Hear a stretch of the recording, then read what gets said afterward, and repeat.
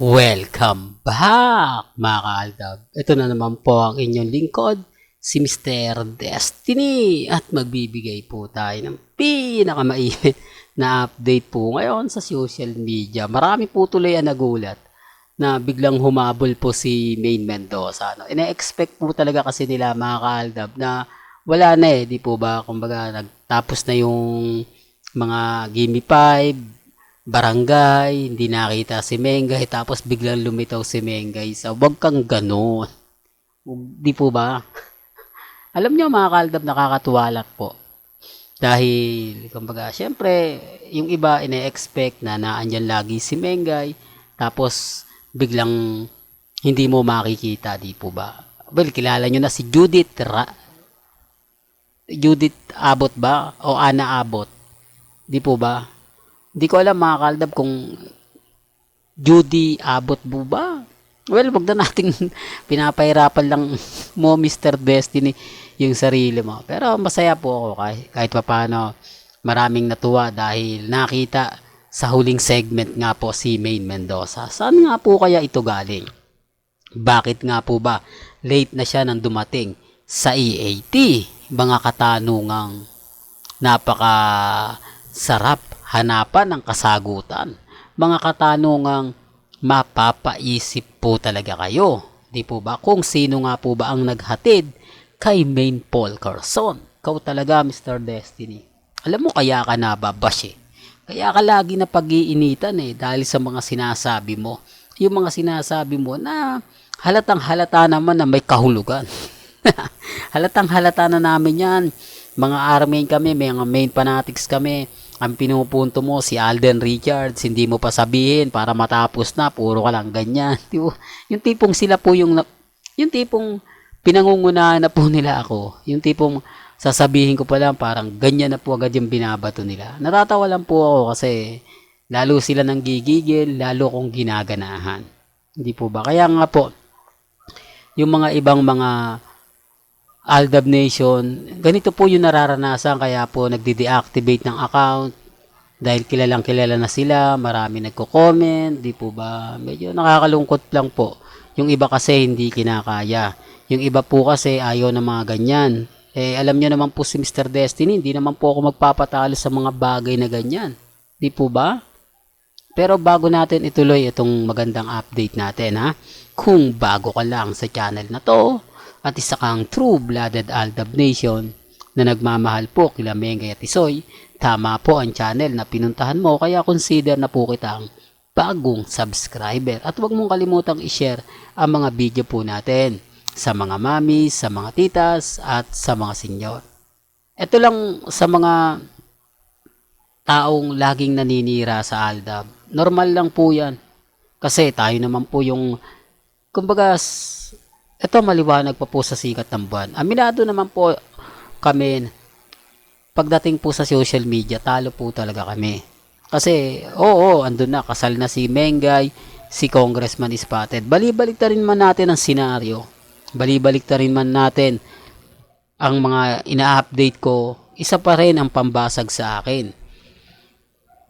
Isa pa rin po ang, kumbaga, laging binabato sa akin. Kasal na si Mengay at si Congressman Spotted. Period. Tapos na ang Aldab. Yan po yung, pero bakit sila affected? Bakit na lang ayaw nila na lang tayong hayaan? Di po ba? Ang sa akin lang naman po, kino-question ko lang naman po. Yung mga ina-update ni Mengay, bakit hindi siya nagbibigay ng ganap? Bakit hindi siya nagbibigay ng mga pakonsuelo de bobo sa mga followers po ng Armin at Main Fanatics? Ganun din naman po si Mr. Spotted. Kaya nga po ako mga kaaldab, binabasag ko sila dahil din po sa mga ginagawa nila. Binabasag ko po sila dahil nga po sa mga masasakit at maanghang na mga pinapaliwanag nila. Katulad nito pinost ko to kasi alam ko paborito to ni Mengay. Alam ko ginagawa ito ni Mengay at ni Alden Richards. Dito ang daming guilty mga kaaldab. Ang dami. Bakit ko daw po kinukumpara lagi si Alden, si Main?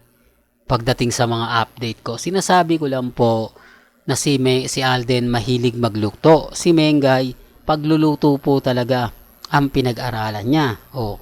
Siyempre, kapag ka may bahay ka na, gagamitin mo yan. Di po ba? Hindi mo naman pwedeng isabit lang sa leeg mo o isabit mo lang sa bahay yung nakuha mong tropeyo o nakuha mong kumbaga nasa dulo ng dila natin mga kaaldab eh.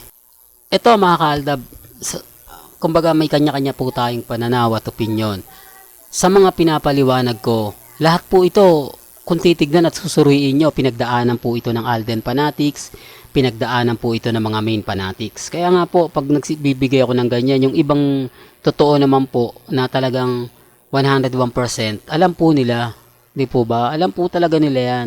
Nagbubulag-bulagan lang po sila, nagbibingi-bingihan sa mga sinasabi ko.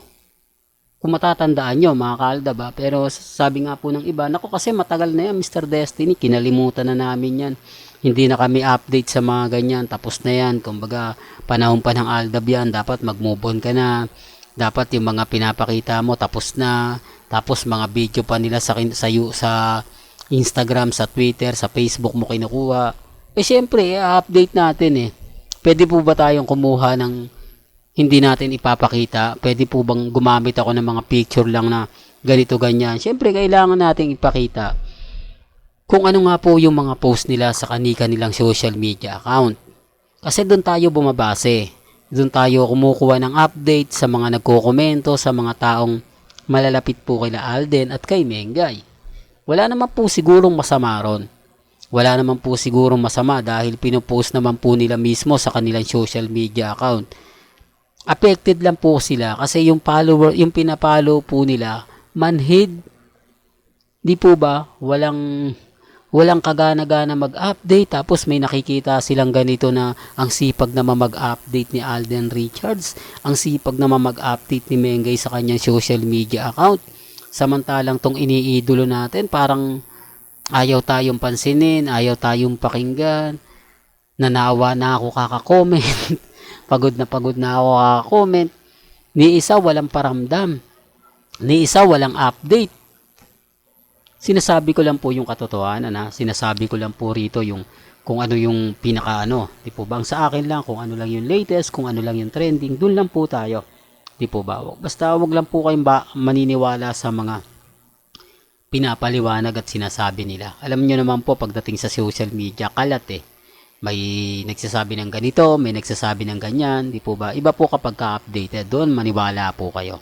Well, hanggang dito na lang po yung updates natin ha. Kaya kung gusto nyo pa po ng pinaka-latest at sariwang update, abay tumutok lang po kayo sa channel ni Mr. Destiny para updated po kayo sa mga bagong video po na ilalabas po natin maya-maya lang. Hanggang sa muli, salamat po sa panonood at pakikinig.